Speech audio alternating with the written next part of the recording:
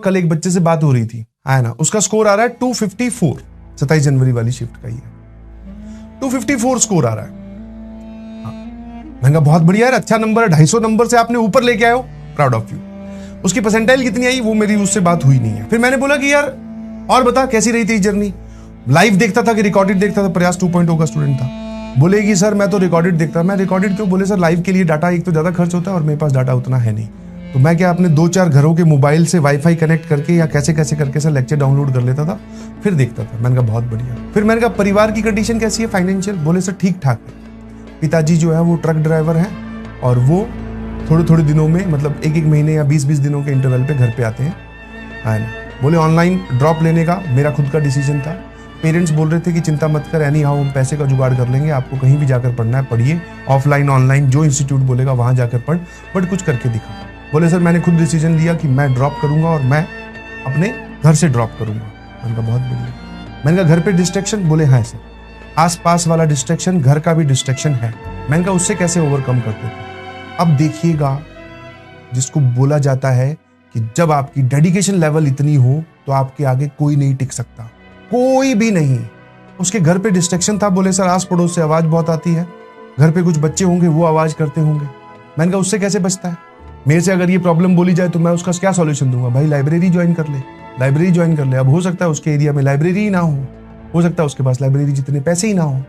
हम जो सॉल्यूशन आपको देते हैं that is a general solution, but हाँ उस जनरल सॉल्यूशन को अवॉइड करके जब आप अपनी परिस्थिति के हिसाब से अपना सॉल्यूशन बनाते हो और वहां बैठकर मेहनत करते हो तो आपके नंबर ऐसे ही आते हैं।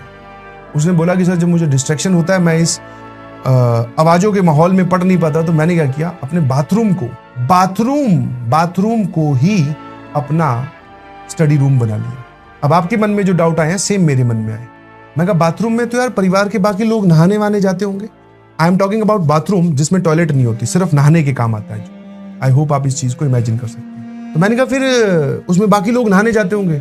बोले सर घर वालों को इंस्ट्रक्शन थी, या घर वाले हमारे जो हैं वो सुबह सुबह 9, 9:30, 10 बजे तक सारे नहा लेते हैं।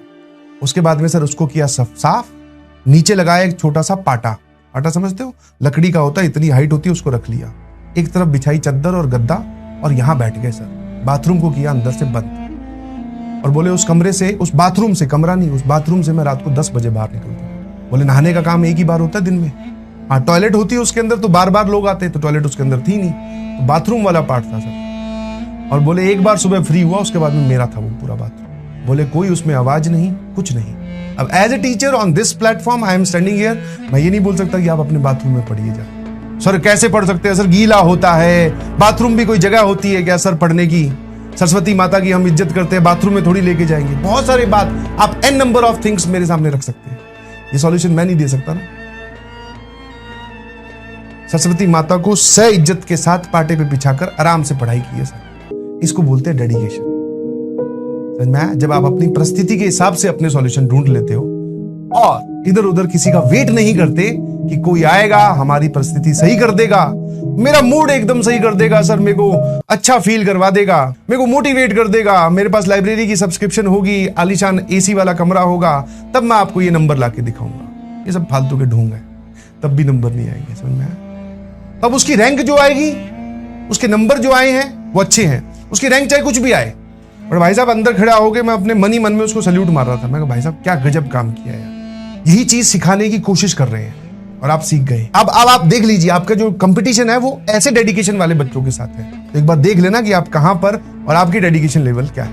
ठीक है, स्ट्रगल से सिलेक्शन तक की कहानी आपको लिखनी है, जो हुआ सो हुआ,